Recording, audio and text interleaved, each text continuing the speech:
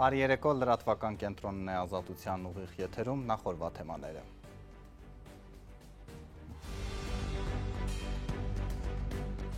Ազգային ժողովի նախագահը հայտարարել է, թե Բաքուն արևմտյան Ադրբեջանի մասին խոսում է ի պատասխան արցախցիների քայլերի։ Դե մենք էլ ենք տարածքային պահանջման անում, չէ, երբ որ օրինակ Ղարաբաղի ներկայացուցիչները նոր ինչ-որ նախագահ են ընտրում իրանց համար, հետո ինչ-որ հայտարարություններ են անում, մենք դա չենք նկատում, բայց դրան ի պատասխան Ադրբեջանի արած քայլերը, ասում ենք, տեսակ ինչ ասել։ Բանակից խուսափողների թիվն աճում է, կառավարությունն առաջարկում է խստացնել պատիժը։ Գտնում ենք, որ նման փոփոխությունները կարող է որոշակիորեն նպաստել զինվորական կամ այլընտրանքային ծառայության հայտարարված զորակոչից եւ վարժական հավաքներից խուսափելու դեպքերի նվազմանը։ Ինչպես են քննչական կոմիտեի շենքից գողացել $590,000։ Չհաջողելով հասնել խաղաղության, Դոնալդ Թրամփը ըստ ամերիկյան մամուլի դիտարկում է Ռուսաստանի դեմ նոր պատժամիջոցներ։ Քաղաքապետարանը ընդլայնում է ավտոբուսների համար ճանապարհային հատուկ գոտիները, մեքենաների վարորդները դժգոհ են։ Վերջին մեկ շաբաթում Իլհամ Ալիևը 3 անգամ խոսել է արևմտյան Ադրբեջանի մասին։ Նկատի ունենալով Հայաստանի տարածքների զգալի մասը, նա Երևանից պահանջում է երաշխիքներ ադրբեջանցիների վերադարձի համար։ Վարչապետ Փաշինյանն իր հերթին երեքսը անվանեց տարածքային պահանջ, բացառելով որևէ քննարկում։ Ազգային ժողովի նախագահն այսօր զուգահեռներ է տարել արցախցիների հնարավոր վերադարձի հետ։ Ազգային ժողովի նախագահ Ալեն Սիմոնյանը կարծում է Ալիևի պահանջած արևմտյան ադրբեջանցիների վերադարձի մասին հայտարարությունները Ղարաբաղի ներկայացուցիչների քայլերի հայելային պատասխանն է։ Դե մենք էլ ենք տարածքային պահանջման անում, չէ, երբ որ օրինակ Ղարաբաղի ներկայացուցիչները նոր ինչ-որ նախագահ են ընտրում իրանց համար, հետո ինչ-որ հայտարարություններ են անում, մենք դա չենք նկատում, բայց դրան ի պատասխան Ադրբեջանի արած քայլերը, ասում ենք, տեսակ ինչ ասել։ Մայիսի 21-ին Արցախի պատգամավորները խորհրդարանին նոր նախագահ են ընտրել Աշոտ Դանիելյանին։ Բաքուն արևմտյան Ադրբեջան է անվանում Հայաստանի ինքնիշխան տարածքի մի մասը ու առնվազն 4 տարի ադրբեջանցիների Հայաստան վերադարձի հայտարարություններ հնչեցնում։ Իր համեմատությունը Սիմոնյանը տեղին է համարում։ Հայաստանի տարածքում եղել է արևմտյան Ադրբեջան։ Իշխող ուժի ներկայացուցիչը հայտարարում է ոչ։ Արցախ չի եղել։ Տասնամյակներով միջազգային գերտերությունների հովանու ներքո Արցախի կարգավիճակի հարց է քննարկվել։ Պետք է հասկանաք, որ բացի մեր ընկալումներից, որոնք ճիշտ են, սխալ են կամ այլ ձևի են, իրանք էլ այդ ձևով են պատասխանում։ Իմ ասած հետևյալն է, որ այդ քայլերը, այդ հայտարարությունները իր հայելային արձագանքն է, այդքան բան։ Ես ասում ինչի է ինքը դա անում։ Ես չեմ ասում, որ նա ճիշտ, որ նա սխալ։ Արցախի խորհրդարանի նախագահի ընտրությունն էլ այդ Ադրբեջանի արևմտյան Ադրբեջան արտահայտությունները կային, այսինքն 2 տարի առաջ է դա։ Ախր դուք ամեն ինչ փորձում եք։ Ոչ, սխալ եք։ Դուք սխալ եք։ Խնդիրը կանում է նրանում, որ ինքը հիմա փորձում է ու մշտապես փորձել է նույն բաները, ինչը իր ընկալմամբ արել ենք մենք, անի մեր հետ։ Հայաստանի իշխանությունը ադրբեջանցիների հետ բանակցելիս արցախցիների վերադարձի հարց չի քննարկում, չնայած դրան Նիկոլ Փաշինյանի թիմակից Ալեն Սիմոնյանը հայտարարում է Ղարաբաղի հայերը մի օր, երբ անվտանգ լինի, պետք է վերադառնան եւ ապրեն իրենց տներում։ Արևմտյան Ադրբեջանի խոսույթի մասին կոչեր անում մոռանալ, չի տեսնում հնարավորություն, որ ադրբեջանցիները գան ու ապրեն Հայաստանում։ Ես դա չեմ տեսնում, որովհետեւ դա անվտանգային առումով այս պայծրությամբ անհնար է։ Քաղաքական հիմարություն ու կարճամտությունը Արցախը եւ այսպես կոչված արևմտյան Ադրբեջանը իրար հետ համատել։ Ալեն Սիմոնյանը փոխանակվent ունի իրենց սխալները մի հատ էլ մեղայականով հանդես գա, դրա փոխարեն նորից փորձում է իրենց սխալները եւ Ալիևյան ռեժիմի նկարտումները գցել արցախցիների գրպանը։ Լեռնային Ղարաբաղի նախկին պետնախարար Արտակ Բեգլարյանի կարծիքով Ադրբեջանի պահանջատիրությունը կապ չունի արցախցիների բնական իրավունքի ու ձգտումների հետ, պահպանելու պետական ինստիտուտներն ու ներկայացուցչական մարմինները։ Մի կողմից Հայաստանի իշխանությունները նշաձողը իջեցնում են եւ արդեն շատ լուրջ վտանգավոր մակարդակի է միջացրել, նույնիսկ իր լրումն Արցախի կորստի,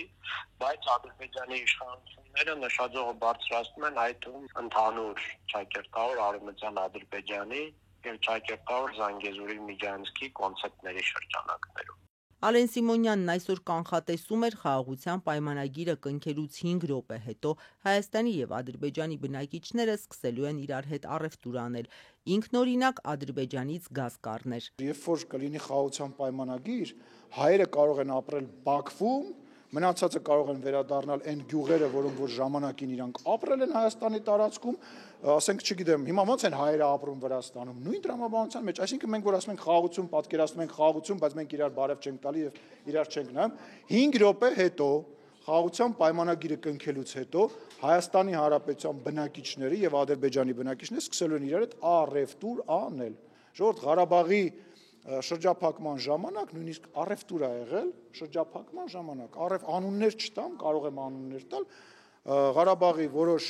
ներկայացուցիչներ, չէ, կոնյակով չեն գոյատևում, կոնյակի մասին է խոսքը, կոնյակ են վաճառել, փող են վերցրել, առևտուր են արել, վերջասեք մի ապրեք հեքիաթների մեջ, որ առևտուր չի լինելու, այդպես բան ենք, պատ ենք կառուցելու, իրար բարև չտանք։ Ադրբեջանական շրջափակման ժամանակ Արցախում գտնված Արտակ Բեգլարյանը պնդում էր, ինքը Սիմոնյանին նկարագրած որևէ դեպքից տեղյակ չէ։ Ես վստահ եմ, որ հերյուրանք է։ Ես էլ կարող եմ ասել, որ առևտուր է տեղի ունեցել եւ տեղի ունենում Հայաստանի ազգային ժողովի եւ ադրբեջանցիների միջեւ։ Թող գնա ինքը մի հատ հերքի կամ ապացուցի, որ ինքը ճիշտ է ասում։ Ազգային ժողովի նախագահը պնդես չի տիրապետում հայ-ադրբեջանական սահմանին ԱՄՆ պետքարտուղարի հայտարարած հնարավոր էսկալացիայի մասին տեղեկության։ Խաղաղության պայմանագիրը ստորագրելու ազդակներ Ադրբեջանից կան, Ալեն Սիմոնյանն ասաց, խոսակցությունը շարունակվում է։ Այս հայտարարությունից անմիջապես հետո Ադրբեջանի փոխարտգործնախարար Յալչին Ռաֆայևը հայ-ադրբեջանական պայմանագրի ստորագրման համար կրկնեց նախապայմանները։ Թե խաղաղության համաձայնեցված ուղերձը արդյունք կտա միայն այն ժամանակ, երբ այդ քայլերը գործնականում կիրառվեն։ Բաքուն Հայաստանի սահմանադրության փոփոխություն եւ Մինսկի խմբի լուծարում է պահանջում։ Եվ թեմայի շուրջ զրուցելու ենք ադրբեջանագետ Տաթևիկ Հայրապետյանի հետ։ Շնորհակալ եմ։ Դուք համաձայն եք ազգային ժողովի նախագահի հետ, որ արևմտյան Ադրբեջանի խոսույթը արցախցիների քայլերի հայելային պատասխանն է։ Բնական է չեմ կարող համաձայն լինել, քանի որ ինքս շատ տևական ժամանակ ուսումնասիրել եմ, թե ինչպես է դա գնալով էլ ավելի ահագնացող չափերի հասնում Ադրբեջանի քաղաքական օրակարգում։ Խոսույթը որպես այդպիսին շրջանառության մեջ է մտել 2022 թվականի դեկտեմբերի 24-ին Ալիևի ելույթով, եւ դա իրականում Ադրբեջանի մաս ճանաչելուց 2 ամիս հետո էր, ընդ որում Ալիևի հայտնի ելույթում նա բառացի ասում է. Ղարաբաղի հարցը փակելուց հետո մենք այժմ կարող ենք խոսել սրա մասին։ Այսինքն խոսույթը ոչ թե հայելային կրկնություն է, այլ ճիշտ հակառակը։ Խոսույթը Լեռնային Ղարաբաղի հարցի փակմանը հաջորդող փուլն է, որովհետև շատ տևական ժամանակ բազմաթիվ փորձագետներ, որոնք ուսումնասիրում են թեման, միշտ ահազանգել են, որ խնդիրը երբեք Լեռնային Ղարաբաղով չի սահմանափակվում, Ալիևի ախորժակը շատ ավելի մեծ է, ընդ որում ես նաև ուսումնասիրել եմ 2020 թվականից հետո Ադրբեջանի հանրակրթական դպրոցներում եւ ծրագրերում տեղի ունեցող փոփոխությունները, Արևմտյան Ադրբեջան զավթողական ծրագիրը Ադրբեջանի հանրակրթական դպրոցներ մտել է 2023-24 թվականների ուսումնական տարում։ Մինչ այդ նման բառամթերք Ադրբեջանի հանրակրթական դպրոցներում չի գործածվել, այսինքն ինքը ուղղակի քաղաքական խոսույթ չէ, որևէ բանի հնարավոր հայելային պատասխան չէ, ինքը հստակ զավթողական ծրագիր է, որին ցավալիորեն Հայաստանի կողմից ոչ միայն չի տրվում պատշաճ պատասխան, այլ հայ պաշտոնյաները ստանձնել են Ալիևի փաստաբանի դերը, փորձելով բացատրել նրա զավթողական ծրագրերը։ Ես կարծում եմ, դա ամբողջությամբ հակասում է այն ֆունկցիային, որը նրանք իրականում պետք է կատարեն։ Ինչպես չի տրվել, վարչապետը հենց երեկ ասում էր, որ դա տարածքային պահանջ է եւ քննարկման ենթակա հարց չէ։ Դա բավականին թույլ խոսք է այն ամենի փոխարեն, ինչ տեղի է ունենում Ադրբեջանում։ Ադրբեջանում նման անունով TV կա, Ադրբեջանում նման անունով կայք կա, այդպիսին Ադրբեջանը կոչվում է ոչ թե Հայաստանի Հանրապետության 60%, ինչպես վարչապետը թյուրմածաբար նշում է, այլ ամբողջ Հայաստանի Հանրապետության տարածքը։ Եվ այստեղ խնդիրը երբեք չի կարող վերաբերվել որևէ հումանիտար հարցի, որովհետև եթե Ադրբեջանը զուտ խոսեր նախկին խորհրդային Հայաստանում ապրող ադրբեջանցիների մասին, դա կլիներ այլ բնույթի խոսակցություն եւ ընդ որում ասեմ, որ 1989 թվականի խորհրդային մարդահամարի տվյալներով հայկական ԽՍՀ-ում ապրել է 84,000 ադրբեջանցի, ի տարբերություն այն բոլոր թվերի, որ նրանք նշում են։ Այստեղ խնդիրը այն է, որ Հայաստանի Հանրապետության տարածքին տրվում է մի անվանում, որը չունի ոչ աշխարհագրական, ոչ քաղաքական, ոչ դիվանագիտական, ոչ պատմական որևէ հիմնավորում։ Դա օդից ստեղծված փուչիկ է, որը 2.5 տարի ակտիվորեն շրջանառվում է եւ կրկնում եմ, որի հետ կապված չի տրվում պատշաճ գնահատական։ Դա զավթողական ծրագիր է, դա տարածքային նկրտում չի անգամ։ Դա հստակ զավթողական ծրագիր է, որը արդեն Ադրբեջանի հանրակրթական դպրոցների, ուսումնական հաստատությունների, կրթական ծրագրերի մաս է կազմում։ Ես կարծում եմ պետք է առնվազն հասկանալի լինի, եթե մի բան մտնում է կրթական հաստատություններ, այսինքն դրանով սերունդներ են կրթվում, դա ինչ երկարաժամկետ նպատակներ կարող է հետապնդել եւ դրան պետք է տրվի պատշաճ գնահատական։ Ձեր կարծիքով այս վերջին շրջանում ինչու է Բաքուն այս այդպես կոչված արևմտյան Ադրբեջանի թեման նորից ակտիվացրել, անգամ Թուրքիայում գնացին համաժողով արեցին, Ալիևը հիշում եք նրանց ուղերձ ըղեց։ Թեման բավականին ակտիվ է արդեն 2.5 տարի, որոշ բաներ երևում են, որոշ ակտիվություններ չեն երևում, մենք հիմնականում կենտրոնանում ենք Ալիևի ելույթների վրա, բայց որպես այդպիսի թեման ադրբեջանական ամենօրյա լրահոսի մաս է կազմում, եւ եթե ուշադրություն դարձնեք այդ անվանումով համայնքը պարբերաբար նաեւ հայտարարություններ է անում, ուղղակի ես կարծում եմ քաղաքական առումով թեման ակտիվանում է հատկապես այն փուլերում, երբ հայկական կողմը խոսում է խաղաղության պայմանագրի ստորագրելու իր պատրաստակամության մասին, քանի որ Բաքուն ունի շատ ավելի հեռահար զավթողական նպատակներ, որովհետև խաղաղության պայմանագրի ստորագրման հարցում ինքը շահագրգռված չէ։ Ինքը գործընթացի ընթացքում հայկական կողմից մաքսիմալ արդյունքների է հասել, այդ թվում Լեռնային Ղարաբաղի Ադրբեջանի մաս ճանաչելու հարցում եւ հիմա շարունակում է հետաքրքրված լինել բացառապես գործընթացի շարունակականությամբ, այլ ոչ թե թեման փակելու կամ խաղաղության պայմանագիր կնքելու հետաքրքրվածություն ունի։ Եվ վերադառնալով խորհրդարանի խոսնակի ճեպազրույցին, նա ասում է, որ ընդհանրապես նկատի ունի, որ ադրբեջանցիները անում են նույնը, ինչ արել են հայերը, այսինքն այդ ելակետից են իրենք փորձում կառուցել այդ տրամաբանությունը։ Ես կարծում եմ Հայաստանի Հանրապետության ազգային ժողովի խոսնակը Ալիևի փաստաբանի դերը կամ հոգեվերլուծություններով զբաղվելու փոխարեն ուղղակի պետք է հասկանա, որ հայկական կողմը երկարաժամկետ առումով կոնկրետ իրենց կառավարությունը հրաժարվել է մեզ համար կենսական, բոլորի համար ընկալելի իրավունքներից եւ փոխարենը Ադրբեջանը հորինել է իր համար երբևէ գոյություն չունեցող իրավունքներ, որոնք այսօր դարձնում է քաղաքական օրակարգի մաս։ Եվ եթե Հայաստանի ներկայիս կառավարությունը քաջություն ունենար ընդունելու, որ իրենց քաղաքականությունը միակողմանի զիջումներով Ադրբեջանին շարունակաբար ընդառաջ գնալով խաղաղության կառուցումներ եւ դա ձախողվել է, որովհետեւ անգամ Ալիևի պահանջների միակողմանի ընդունումը չի բերում խաղաղության պայմանագրի ստորագրման, ապա դա շատ ավելի ազնիվ կլիներ։ Շնորհակալ եմ մեկնաբանության համար։ Ես եմ շնորհակալ։ Ռուսաստանի խորհրդարանի վերին պալատի Դաշնության խորհրդի նախագահ Վալենտինա Մատվիենկոն առաջիկայում Հայաստան կգա։ Արտգործնախարար Լավրովից հետո սա կլինի բարձրաստիճան երկրորդ պաշտոնյայի այցը հայ-ռուսական լարված հարաբերությունների ֆոնին։ Արդյոք սառույցը հալվում է։ Մենք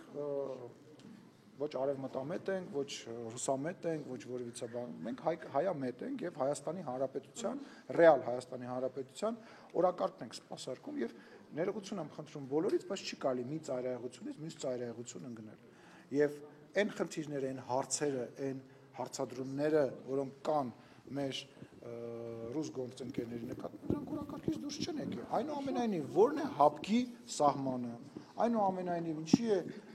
հապկը նույնիսկ քաղաքական մակարդակով իրեն հեռու պահել։ Այդ հապկի երկրներից մեկը հայտարարել է, որ իրենք միասին հաղթեցին Հայաստանին։ Ճանապարհը հետեւյալն է, ճանապարհը այդ հարցերը բարձրացնել, միևնույն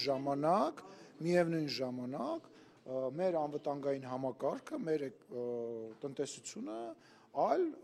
տարբերակներ փնտրելն է, բայց գիտեք ինչ, եկեք հələ մի պահ վերանանք, հա, որևիցե երկրից։ Այնուամենայնիվ լավ բան չէ մի երկիրը ամբողջությամբ մեկ խողովակից կախելը եւ մեկ ճանապարհով երկիրը ապահովելը։ Ասում եմ, կարևոր չի դա որ ճանապարհն է։ Չի կարելի լինել միայն, չգիտեմ, արևմտամետ, չի կարելի լինել մի հատ ռուսամետ։ Ռուսաստանի և Թուրքիայի արտգործնախարարներն այսօր Մոսկվայում քննարկել են նաև հարավային Կովկասում իրավիճակը։ Հակոբ Ֆիդանը հայտարարել է, որ Անկարան աջակցում է Ադրբեջանի գործողություններին Հայաստանի հետ հարաբերությունների կարգավորման հարցում։ Սերգեյ Լավրովն իր հերթին շեշտել է, որ Ռուսաստանը և Թուրքիան հետաքրքրված են խաղաղ և կանխատեսելի հարավային Կովկասով և դրան կարելի է հասնել 3+3 տարածաշրջանային համագործակցության հարթակի շրջանակում։ Այլ թեմաներ, մինչ խորհրդարանը կքննարկեր գումարի դիմաց բանակում կարճ ծառայելու աղմկահարույց օրինագիծը, այսօր արդեն լիագումար նիստ հասավ կառավարության մեկ այլ նախաձեռնություն խստացնել պատիժը ծառայելուց խուսափելու համար։ Վիճակագրությունը խոսուն է վերջին մեկ տարում 1800 քրեական գործ։ Այս ֆոնին է փաստորեն առաջարկվում հարցը լուծել փողով։ Ցավոք նկատվում է պարտադիր զինվորական կամ այլընտրանքային ծառայության հայտարարված զորակոչից եւ վարժական հավաքներից խուսափելու դեպքերի աճ։ Պարտադիր զինվորական ծառայությունից, ինչպես նաև վարժական հավաքներից խուսափողների թիվը աճել է, ինչի պատճառով էլ կառավարությունն առաջարկում է խստացնել քրեական օրենսգրքով նախատեսված պատժաչափերը։ Արդարադատության փոխնախարար Գևորգ Քոչարյանն այսօր թվեր ներկայացրեց խորհրդարանում, նշելով, որ եթե 2023-ին զինվորական ծառայությունից եւ վարժական հավաքներից խուսափելու դեպքերով նախաձեռնվել էր շուրջ 1500 քրեական վարույթ, ապա 2024-ին այն աճել է, հասնելով շուրջ 1800-ի։ Սա վկայում է քրեական քաղաքականության վերանայման եւ հիշյալ արարքները կատարած անձանց նկատմամբ պատժողական ավելի խիստ քաղաքականության վարման անհրաժեշտության մասին։ Հաշվի առնելով ստեղծված իրավիճակը, կառավարությունը նոր նախագծով առաջարկում է քրեական օրենսգրքով զինվորական ծառայությունից խուսափելու համար նախատեսված 2-ից 5 տարի ազատազրկման ժամկետը դարձնել 3-ից 6 տարի։ Վարժական հավաքներից խուսափելու դեպքում էլ գործող առավելագույն 20-ապատիկ տուգանքը դարձնել 30-ապատիկ, իսկ ազատազրկման մինչև 2 տարի ժամկետը 1-ից 3 տարի։ Գտնում ենք, որ նման փոփոխությունները կարող է որոշակիորեն նպաստել զինվորական կամ այլընտրանքային ծառայության հայտարարված զորակոչից եւ վարժական հավաքներից խուսափելու դեպքերի նվազմանը։ Հաշվի առնելով հարցի կարևորությունը, արգել գործընկերներ, խնդրում եմ կողմ քվեարկել նախագծին։ Թե իշխանական եւ թե ընդդիմադիր պատգամավորները սակայն նշում էին, որ կոնկրետ վարժական հավաքների հետ կապված բազմաթիվ խնդիրներ են ի հայտ գալիս, կամ ծանուցման համակարգը պատշաճ չի գործում, կամ անձը, որ երկրից բացակայում է, ժամանակին տեղյակ չլինելով, որ պետք է վարժական հավաքների մասնակցի, հայտնվում է հետախուզման մեջ։ Հեռախոսով փորձեք ազդարար կետի մտնել եւ չգտնել որևէ 25 օրյա վարժական հավաքի մասին ծանուցում։ Համակարգը չի աշխատում։ Պատասխանատվության անձը կարող է ենթարկվել միայն այն դեպքում, երբ որ ծանուցված է։ Այսինքն, եթե ծանուցված չէ, հարցը նրանում չի, ինքը այդ ազդարար EM-ում ծանուցումը տեսել է թե ոչ։ Հարցանումը, որ եթե օրենքի իմաստով դա համարվում է ծանուցված, ուրեմն ծանուցված է։ Ծանուցման գաղափարը ինքը լավ գաղափար է, բայց ավելի ճիշտ կլինի նախապատրաստել այդ աշխատանքը։ Այսինքն, քաղաքացին, որ իր կյանքը պետք է կանոնակարգի, գիտի, որ 26 թվականին գնալու է այս ինչ երկիր, այս ինչ տեղ, այս 3 ամիսը աշխատի կամ ինչ-որ մի խնդիր լուծի, սովորի, եւ այդ մարդուն տանը տեղեկացնում են, վարչական ղեկավարն ասում է դու վաղը չեմ իսորվանից պիտի գնաս հավաքի, այդ ծնողներս քիչ չեն կարող կապել այդ տղայի հետ, հետախուզում են հայտարարում այդ մարդու ծրագրերը խառնելով։ Ինչքանով է դա ճիշտ։ Եթե անձը ծանուցված չի, էլի նույն բանը պետք է գանք։ Ինքը քրեական պատասխանատվության չի կարող ենթարկվել։ Այո, հնարավոր է հետախուզում հայտարարվի եւ այլն, բայց եթե որ անձի մեղավորությունը, դիտավորությունը կհերկվի, բնականաբար այդ քրեական վարույթը կկարճվի։ Իշխանական պատգամավոր Սերգեյ Բագրատյանն տարակուսած էր, եթե քաղաքացին խուսափում է վարժական հավաքից, օրենքի խստացումը 2-ից դարձնելով 1-ից 3 տարի, ինչն է ստիպելու քաղաքացուն փոխել իր որոշումը։ Դա ինչով ենք մենք դրանով բան փոխում։ Սա ընդհանրապես բաղադրիչներից մեկն է, որով պետությունը իր քաղաքական կամքն է ցույց տալիս, որ այս արատավոր երևույթներին նկատմամբ պետությունը առավել խիստ մոտեցում է այս պահից փորձում որդեգրել։ Բնականաբար սրանով չենք ակնկալում, որ բոլոր այս դեպքերը վերանալու են կամ դրանց գոնե առնվազն մեծ մասը վերանալու է, սակայն սա որոշակի ազդեցություն կունենա եւ ամենակարևորը, որ սա պետության մեսիջն է Իդեպ արդարադատության փոխնախարարը նշեց, որ աճել են ոչ միայն պարտադիր զորակոչից ու վարժական հավաքներից խուսափելու գործերով քրեական վարույթները, այլև դատավճիռները։ Մասնավորապես, եթե 2023-ին պարտադիր զորակոչից խուսափելու համար կայացվել է 7 դատավճիռ, ապա 2024-ին այն կազմել է 32։ Եթե 2023-ին վարժական հավաքներից խուսափելու համար կայացվել է 15 դատավճիռ, ապա 2024-ին արդեն 70 դատավճիռ։ Զորակոչից ու վարժական հավաքներից խուսափելու պատժաչափի խստացման շուրջ քրեական օրենսգրքում փոփոխություններ կատարելու նախագծի քննարկումն այսօր խորհրդարանում ավարտվեց։ Ամենայն հավանականությամբ այն քվեարկության կդրվի այս քառօրյային։ Լրատվական կենտրոնն է եթերում, օրվա լուրերը կարդացեք նաև մեր Telegram-ի ալիքում, իսկ այս թողարկման երկրորդ հատվածում դիտեք։ Ինչպես են քննչական կոմիտեի շենքից գողացել $590,000։ Չհաջողելով հասնել խաղաղության, Դոնալդ Թրամփը ըստ ամերիկյան մամուլի դիտարկում է Ռուսաստանի դեմ նոր պատժամիջոցներ։ Քաղաքապետարանը ընդլայնում է ավտոբուսների համար ճանապարհային հատուկ գոտիները, մեքենաների վարորդները դժգոհ են։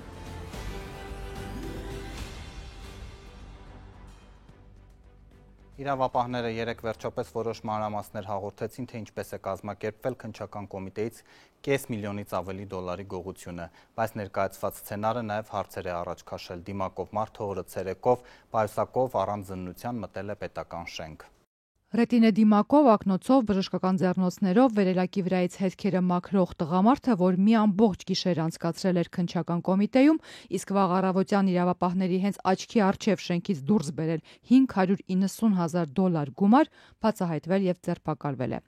Դետեկտիվ հիշեցնող այս պատմությունը երեք տեսանյութով ներկայացրել էր հակակոռուպցիոն կոմիտեն։ Հանրային հեռուստաընկերության եթերում էլ քննիչն ու ոստիկանության աշխատողն էին պատմում օրեր առաջ տեղի ունեցած գողության եւ բացահայտման մանրամասները։ Մայիսի 23-ին ժամը 22:30-ի սահմաններում Երևան քաղաքի Շիրազի փողոցից հայտնաբերվել, ձերբակալվել եւ իր ԱՄ-ով տեղափոխվել է Հայաստանի Հանրապետության հակակոռուպցիոն կոմիտե։ Խումբը նախորոք արդեն պլանավորված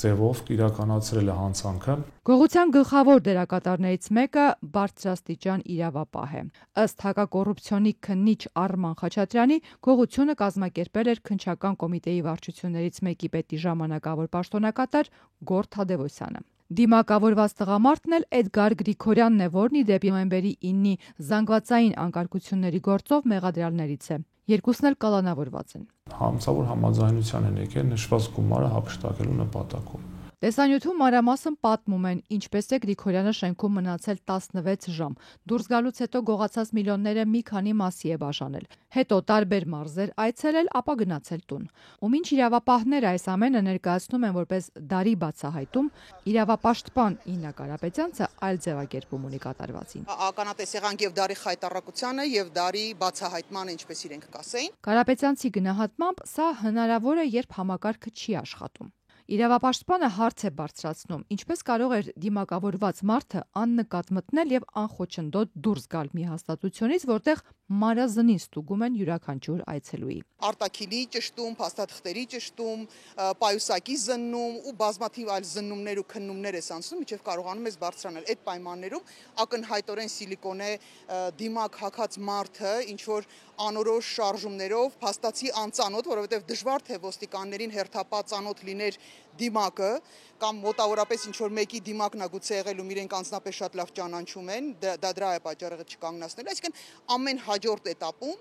տեսեք, հաջորդ этаպում մենք ունենում ենք տեսարան, որտեղ, այսինքն ինֆորմացիա, որտեղ մարդը 4:40-ից 4:30-ից նստած է եղել մինչև աշխատանքային ժամի ավարտը միջանցքում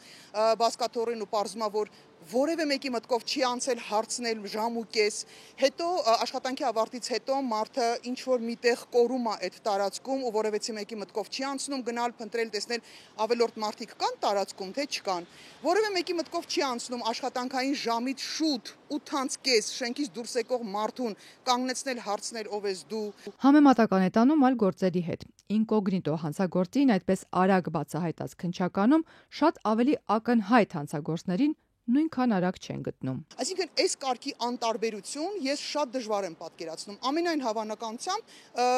կարող են լինել նաև այլ դերակատարներ, որոնք որ չտեսնելու են տվել, չլսելու են տվել, կամ խոսքը գնում է տոտալ ձեռնահասության մասին։ Մենք գործ ունենք բացարձակ անձեռնահասության, սկսած ներքևի պահակից, վերջացրած աշխատակազմի հետ։ $590,000 քրեական գործով իրեղեն ապացույց էր, որ պահվում էր քննչական կոմիտեի չհրկիզվող պահարանում, որի բանալինել էր կորել։ Հանրային հեռուստատեսության տեսանյութից հայտնի է դառնում, որ այդ գումարը մոտ 1 տարի պահվել է կոմիտեում, մինչդեռ օրենքը ենթադրում է, որ պետք է տեղափոխվեր հատուկ հաշիվ կամ դեպոզիտարիա, բացառելու չարաշահումների ռիսկը։ Ինչու է գումարը 1 տարի մնացել չհրկիզվող պահարանում։ Քննչական կոմիտեից այս հարցի պատասխանը չեն տալիս։ Ակնհայտորեն այս գումարը չի ենթադրվել, որ ինքը որևէ գործով անցնելու է։ Ենթադրվել է, որ ինչ որ պահի մարդիկ հոգնելու են այդ գումարը ուզելուց, կամ հույսները կտրելու են այդ գումարը ուզելուց, կամ այլ ինչ որ գործողություն ալինելու, որի արդյունքում կարելի կլինի, հնարավոր կլինի տենց չեզոքացնել այդ գումարը։ Ինչպես օրինակ թմրանյութերի հետ ժամանակին խոսակցություններ գնում, որ թմրանյութերը շատ պատահական չէին գրանցվում այն քանակով, որը որ հայտարարվել էր ի սկզբանե։ Սա նորարարություն չէ, բայց հին համակարգը Կարապետյանցի կարծիքով թերևս ձեռնտու է նաև հեղափոխական իշխանություններին։ Մեր իշխանության օրոք, երբ որ տենց բանը արվում, այդ մարդը բռնվում է, իսկ նախկին իշխանությունների ժամանակ այդ բանը անում էին եւ չէին բռնվում։ Ազգային ժողովի խոսնակ Ալեն Սիմոնյանն էր այսօր լրագրողների հետ զրույցում գնահատական տալիս իրավապահների գործողություններին, ընդգծելով, որ պետությունը չի համագործակցել հանցագործների հետ, այլ բռնել է նրանց։ Կինոներ են նայել երևի, չեն հասկացել, որ իրավապահ մարմինները այլևս աշխատում են եւ բռնվել են։ Պարոն Սիմոնյան, միջև հայտնաբերելը եւ վերադարձնելը գումարը, այդ գումարը շենքից տարել են։ Ամենակարևոր մասը այդ է։ Իդեպ $590,000-ից 11,200-ը դեռ չի հայտնաբերվել։ Ճանապարհներին ավտոբուսների համար գծերը կավելացվեն, եթե վարորդները սեփական մեքենաներով մտնեն այդ հատված, կտուգանվեն։ Քաղաքային իշխանությունները փորձում են տրանսպորտի շարժը հեշտացնել, որ ավտոբուսները խցանումներում չսպասեն, բայց այլ վարորդներ դժգոհում են, փոխարենը իրենց համար է երթևեկությունը դժվարանում։ Երևանի քաղաքապետարանը ծրագրում է ավելացնել կենտրոնում միայն ավտոբուսների համար առանձնացված երթևեկելի ուղիները մյուս տրանսպորտային միջոցների հաշվին։ Հանրային տրանսպորտին առավելություններ տալու համար հաջորդ ամիս Մաշտոցի պողոտայում այժմ էլ առանձնացված գիծը կշարունակվի Խորենացի փողոցով, ապա Բեյրութի, Իտալիայի եւ Արգիշտի փողոցներով կհասնի Հաղթանակի կամուրջ։ Սպասվող փոփոխությունները նախորդին քաղաքապետարանի տրանսպորտի վարչության պետ Վազգեն Հարությունյանը ներկայացրեց։ Նպատակն է հասարակական տրանսպորտը առանձնացնել ընդհանուր երթևեկությունից, ապահովելով արդյունավետություն եւ սպասարկման որակի բարձրացում։ Մաշտոցի պողոտայի առաջին երթևեկելի գիծը ավտոբուսների համար առանձնացվեց մի քանի ամիս առաջ։ Կարգը սակայն ամբողջությամբ չի պահպանվում։ Մեր նկարահանումների ընթացքում մի շարք խնդիրներ նկատեցինք։ Հաճախ կարմիր գծերում կայանած մեքենաների ելումուտն է խանգարում։ Քիչ չեն նաև երկրորդ գծում կայանողները։ Թեթև մարդատարների վարորդները երբեմն այդ գիծ են մտնում։ Ավտոբուսներն էլ իրենց հերթին մյուս գծերով են երթևեկում։ Չնայած այս խնդիրներին հանրային տրանսպորտի շարժն այս ընթացքում Մաշտոցի պողոտայում թեթևացել է։ Նախատեսում են արգելել նաև Խորենացի փողոցում կայանելը, որպեսզի երկու ուղղություններով էլ ավտոբուսի գիծն աշխատի։ Թերի չեն արդյոք այս փոփոխությունները, երբ մի կողմից կայանելն են արգելում ու տրանսպորտի համար գծեր առանձնացնում, մյուսից չեն ավելացնում ավտոբուսների քանակը։ Ինչպես են պաշտոնյաներն առաջարկելու մարդկանց թողնել իրենց անձնական մեքենաներն ու տրանսպորտով կենտրոն գնալ, երբ ավտոբուսների թիվը հիմա էլ բավարար չէ։ Պիկ ժամերին ասեղ գցելու տեղ չկա։ Այս հարցերի պատասխաններն այսօր չստացան։ Քաղաքապետարանից փոխանցեցին, որ տրանսպորտի վարչության պետն այս շաբաթ հարցազրույց տալ չի կարող։ Քաղաքային իշխանություններն ընդունում են ավտոբուսների քանակն առայժմ բավարար չէ։ Այս տարի տենց նախատեսում ենք, որ եւս 45 տրոլեյբուս բերենք եւ 250 նոր էլեկտրական ավտոբուսներ ձեռք բերելու մասին ենք մենք հայտարարել։ Այս փոփոխությունների շուրջ քաղաքացիները տարբեր կարծիքներ ունեն։ Շատ կարճ կասեմ, իրականում ինքը միայն այն պայմանով է լավ, որ տրանսպորտի երթևեկությունը խցանումների պահով մի քիչ կկրճատվի ու տրանսպորտը ավելի քիչ խցանումներում կհայտնվի։ Բայց մենակ այս քայլով ըստ հնարավոր է։ Իրականում չէ, բայց ուրիշ բան այս բայդրությամբ չեմ կարող խորհուրդ տալ կամ առաջարկել։ Ինձ թվում է լավ միտք է, որովհետև ավտոբուսներին շատ ժամանակ ոչ ճանապարհ են զիջում, ոչ էլ հնարավոր է ինչ-որ կերպ ավտոբուս նստել նույնիսկ, գալիս մտնում են։ Հիմա ինձ թվում է լավ միտք է։ Ավտոբուսներին տրվող առավելությունների ֆոնին սահմանափակվում են մարդատար մեքենաների հնարավորությունները, փոփոխությունները վարորդների սրտով չեն։ Բայց վարորդները չեն ուզում ձախ թողեն դեպի հրապարակ օրինակ։ Բայց ում է պետք իրանց արածը։ Այդ ավտոբուսներին որ թողում են։ Դե ավտոբուսներին առաջնահերթություն են տալիս։ Հասկացա, որ առաջնահերթություն են տալիս, բա ժողովուրդ ինչ անի։ Հիմա գնում ենք հասնում ենք այդ մոստը, պատատվում հետ են գալիս, նորից մտնում ենք աճ։ Պրոբլեմ ինչի են ստեղծում պրոբկա։ Այս փոփոխությունները հունիսին են նախատեսված։ Քաղաքապետարանից դեռ չեն հստակեցնում այդ հատվածում տրանսպորտի երթուղիները կփոխվեն, թե ոչ։ Այժմ բազմաթիվ ավտոբուսներ հաղթանակի կամուրջ են հասնում Փակ շուկայից սկսվող թունելով, որը պիկ ժամերին խցանվում է։ Արդյոք այս ավտոբուսները առաջարկվող տարբերակով կշրջանցեն խցանումը, թե ոչ, դեռ պարզ չէ։ Քաղաքապետարանից ասացին, այժմ տարբերակներ են քննարկում ու վերջնական որոշում չունեն։ Նախ երկրորդ գիծակ կայանված մեքենաները, ինչը արդեն իսկ խախտում է եւ առավել եւս ուրեմն փակվել է ավտոբուսների երթևեկության գիծը։ Իդեպ Մաշտոցի պողոտայում ավտոբուսների համար առանձնացված գծի վրա կայանում ու հանրային տրանսպորտի շարժը խոչընդոտում են նաև երկրի առաջին դեմքերը։ Վերջերս նախկին քաղաքապետի խոսնակ Հակոբ Կարապետյանն այնտեղ ազգային ժողովի նախագահին սպասարկող մեքենաներ նկատել։ Այստեղ երթևեկությունը գիտեք, շա ավտոբուսների համար առանձնացված է։ Եվ միջազգային լրահոսից պաշտոնը ստանձնելուց 4 ամիս անց Դոնալդ Թրամփը դիտարկում է ավելացնել ամերիկյան պատժամիջոցները Ռուսաստանի դեմ։ Մինչև Սպիտակ տուն մտնելը նա լավատես էր, խոստանում էր մեկ զանգով կանգնեցնել պատերազմը, հիմա սակայն Վաշինգտոնը խոսում է բանակցային փակ ուղու մասին, ռազմաճակատում դրությունը միայն վատացել է, Մոսկվան ավելի է սաստկացրել հարվածները Ուկրաինայի բնակավայրերին։ Դոնալդ Թրամփը դիտարկում է այս շաբաթ Ռուսաստանի դեմ պատժամիջոցներ կիրառելու հնարավորությունը, քանզի ավելի ու ավելի է հիասթափվում Ուկրաինայի վրա Ռուսաստանի հարձակումներից։ Իր աղբյուրներին հղումանելով հաղորդում է Wall Street Journal-ը, նշելով, որ սահմանափակումները չեն վերաբերի բանկային ոլորտին։ Քննարկվում են Պուտինին ճնշելու այլ տարբերակներ, որպեսզի համաձայնի 30-օրյա հրադադարին։ Հեղինակավոր պարբերականը նշում է, որ Թրամփը հոգնել է բանակցություններից եւ ցանկանում է ամբողջությամբ հրաժարվել դրանցից, եթե արդյունք չլինի։ Սպիտակ տնից պաշտոնական հաստատում դեռ չկա, բայց հանրապետական սենատոր Լինսի Գրեհեմն ասել է, որ ԱՄՆ Սենատը սպասում է խաղաղության համաձայնագրի հուշագրի վերաբերյալ Մոսկվայի առաջարկներին, որպեսզի որոշի պատժամիջոցներ կիրառի Ռուսաստանի դեմ, թե ոչ։ Նախագահ Թրամփը Վլադիմիր Պուտինին խնդրել է տրամադրել հրադադարի պայմանների ցանկը։ Կախված Ռուսաստանի արձագանքից կհասկանանք, թե ինչ ուղեգիծ պետք է ընտրենք։ Կրեմլի խոսնակն ասել է, որ ուկրաինական խնդրի կարգավորման հարցում ԱՄՆ-ն եւ նախագահ Թրամփը հավասարակշռված մոտեցում ունեն, իսկ Wall Street Journal-ի հրապարակումը խաղաղության բանակցությունները խափանելու արշավի մաս է։ Դմիտրի Պեսկովը նշել է, որ Ուկրաինային զենք մատակարարելով Եվրոպան անուղղակիորեն մասնակցում է Ռուսաստանի դեմ պատերազմին, ինչը չի նպաստում խաղաղության գործընթացին։ Мы видим, что большое количество средств массовой информации де-факто принимает участие в кампании. Մենք տեսնում ենք, որ մեծ թվով լրատվամիջոցներ փաստացի մասնակցում են խաղաղության գործընթացը խաթարելուն ուղղված արշավին, որի նպատակն է ամեն կերպ խրախուսել ամերիկացիներին, որպեսզի նոր պատժամիջոցներ կիրառեն։ Мы это видим, это все видно невооруженным глазом. Ռուսաստանի արտգործնախարարն իր հերթին թուրք պաշտոնակցի հետ մամուլի ասուլիսին առաջարկել է ռուս-ուկրաինական ուղիղ բանակցությունների երկրորդ փուլն անցկացնել կրկին Ստամբուլում։ Անդրադառնալով հարցին, որ Թրամփը երեկ Պուտինին խելագար էր անվանել, Սերգեյ Լավրովն ասել է, որ ԱՄՆ նախագահը շահագրգռված է, որ բանակցությունները շարունակվեն, սակայն երբ տեսնում է, թե ինչպես են եվրոպացիները սաբոտաժի ենթարկում խաղաղության հասնելու իր ջանքերը, նա ցույց է տալիս իր հույզերը։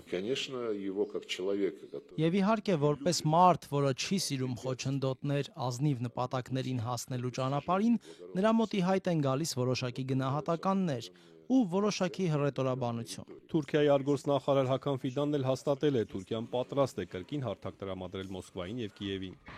Այս ֆոնին Ուկրաինայի նախագահը հայտարարել է, որ Ռուսաստանի հարձակումներն ավելի են սաստկանում եւ ամեն ինչ վկայում է, որ Ռուսաստանը մտադիր չէ հրադադար հաստատել, հակառակը նոր հարձակումների են պատրաստվում։ Վլադիմիր Զելենսկին դժգոհել է, որ արդեն 1 շաբաթ է անցել, սակայն Մոսկվայից դեռ չեն ստացել խաղաղության համաձայնագրի հուշագրի տեքստը։ Նա կրկին կոչ է արել պատժամիջոցների միջոցով մեծացնել ճնշումը Պուտինի վրա, որպեսզի համաձայնի հրադադարին։ Путін повинен почати поважати тих, з ким говорить. Պուտինը պետք է սկսի հարգել նրանց, ում հետ բանակցում է։ Առայժմ նա պարզապես խաղ է անում դիվանագիտության եւ դիվանագետների հետ։ Սա պետք է փոխվի։ Ռուսաստանի արտգործնախարարության խոսնակը արձագանքելով Զելենսկիին ասել է, որ Մոսկվան դեռ աշխատում է հուշագրի նախագծի վրա եւ ավարտելուց հետո այն կփոխանցի Կիևին։ Մարիա Զախարովայի խոսքով Մոսկվան ակնկալում է, որ Կիևը կանի նույնը։ Рассчитываем, что украинская сторона ведет такую же работу. Մենք ակնկալում ենք, որ ուկրաինական կողմը նույնպես աշխատանք է տանում եւ ռուսական փաստաթուղթը ստանալուն պես իր նախագիծը կտրամադրի մեզ։ Գերմանիայի կանցլերն էլ կարծիք է հայտնել, որ պատերազմը թերևս շարունակվի, քանզի Ռուսաստանը չի ցանկանում հրադադար ըստ Ֆրիդրիխ Մերցի պատերազմները պատերազմները սովորաբար ավարտվում են, երբ կողմերը տնտեսապես կամ ռազմական առումով մաշվում են։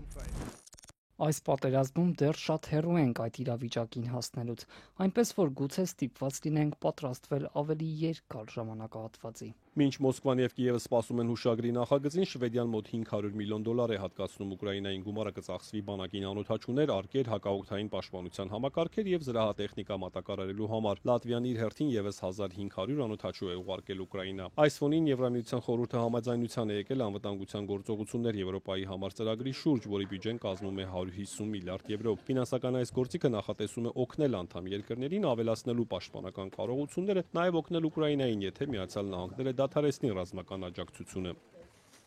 Իսկ իրադրությունը ռազմաճակատում մնում է լարված։ Ռուսական զինուժն անօդաչուներով հարվածել է Զապորոժիեին, Դնեպրոպետրովսկին, Սումիին, կան զոհեր եւ վիրավորներ։ Ռուսական կողմը հայտարարել է, որ եւս մեկ բնակավայր է վերցրել։ Ուկրաինական զինուժը եւս հարվածել է Ռուսաստանին։ Նիժնի Նովգորոդի, Սարատովի եւ Տամբովի օդանավակայաններում ժամանակավորապես դադարեցվել են թռիչքները։ Այսքանը օրվա մյուս լուրերի համար այցելեք մեր կայքը ազատություն.am կամ բաժանորդագրվեք մեր էջերին սոցիալական ցանցերում, կհանդիպենք։